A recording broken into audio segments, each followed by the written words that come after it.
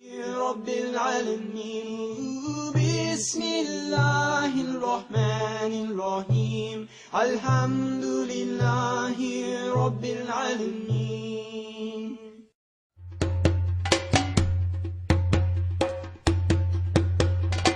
Well, my mother's a Jehovah's Witness and my father would be called a lapsed Catholic. But I was raised in the Waikato in the 1970s in a very tolerant atmosphere.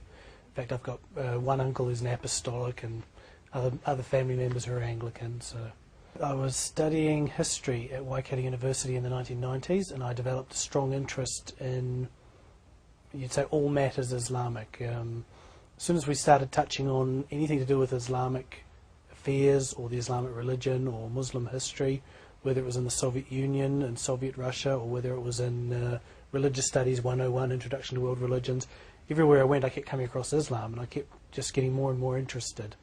And I read more and more books, and I just slowly became more and more convinced that, you know, this was the true religion. So it just seemed a logical step. August 1996, with Dr. Mustafa Farooq in Hamilton and Dr. Anisa Rahman in Hamilton, and a large number of people whose names I've forgotten, although I remember Abu Saad, the Egyptian, from Port Said, he'll remember me.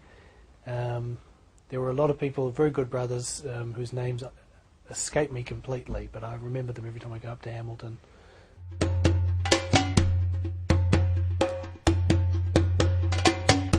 Well, I'd already expressed quite a lot of interest, so I don't think it came as much of a surprise to anyone. It just sort of naturally followed on from what I was already talking about all the time in my spare time, so just sort of flowed on. I don't think there was anyone who was overly surprised, or I didn't have any arguments. Later on, I met other converts who said they had terrible arguments with their families and all sorts of problems and obstructions, and I thought, well, no, I've been very lucky and very blessed, as it were, because my family were very supportive, very helpful. My mother goes out of her way to get halal food for us whenever we come to visit. I've had absolutely no trouble whatsoever.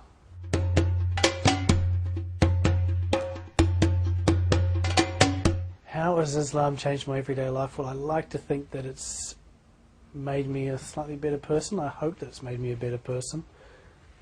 I can't prove that physically with any evidence or anything, but one always hopes. You're always trying to be a better person, trying to be a better father, trying to be a better employee, trying to be a better citizen, and so forth.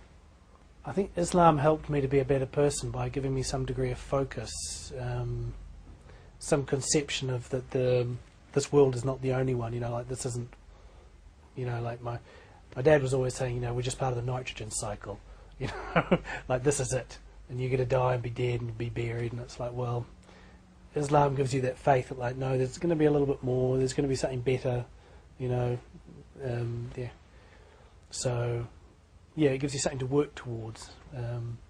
Instead of just the material things of this world, you can also sort of work towards the better things of the next world in a spiritual sense.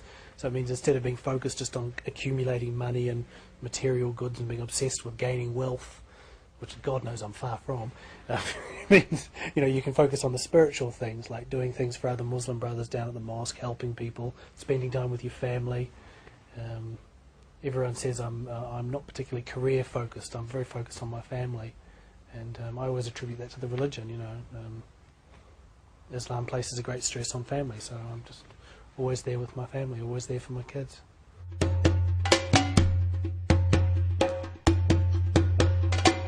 I think Islam has a lot to offer people, in the sense that it gives you some sort of structure, some sort of, I know it sounds cliched, but like guidelines, some sort of purpose to what you're doing. Instead of just being focused, as I said, on the material things, you can be focused on spiritual things as well, or instead of, you know, it's better.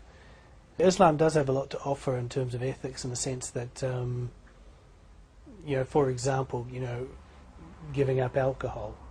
You know, I know personally from experience I'm much better off as a person, as an individual, as a son, as a brother, as a father, anything.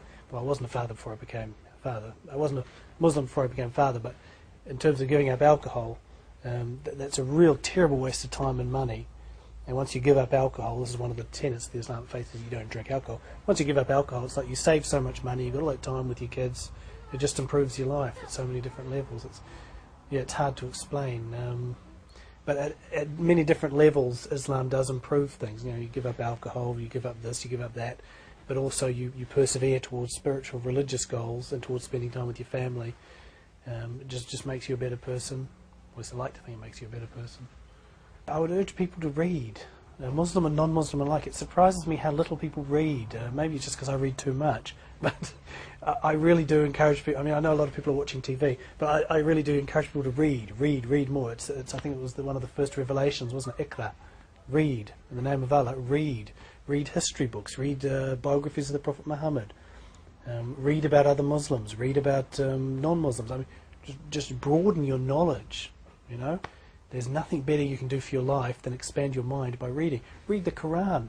So many people have judgments about Islam and they don't know anything. They've never read the Quran.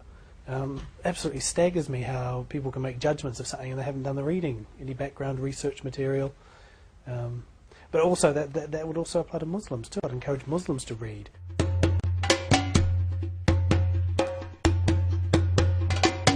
As a Kiwi Muslim, I'd say it's fairly boring actually. A lot of people think it's exotic and windswept and exotic, like joining the paratroopers or something, but it's not. It's actually very, very ordinary.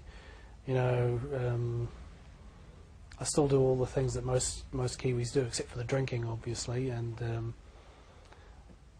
just things just sort of tick over and carry. I still go to the family functions and picnics, and still spend a lot of time reading books and stuff that I used to do before I became Muslim. So it's not a great transition for me. It wasn't a great change because a lot of the things that are in Islam I was already doing before I became Muslim, you know. As I said, I was studying books about Islam and studying Islamic history, so a lot of the things were just a natural follow-on for me.